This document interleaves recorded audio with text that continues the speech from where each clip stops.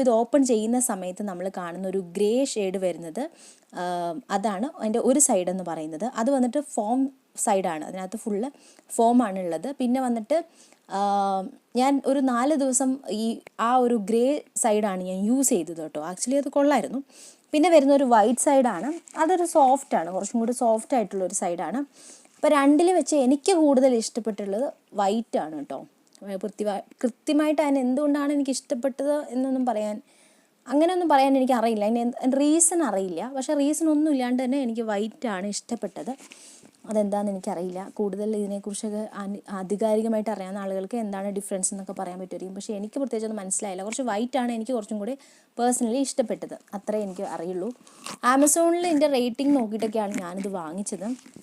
14,000 something ആളുകളാണിത് വാങ്ങിച്ചേക്കുന്നത്.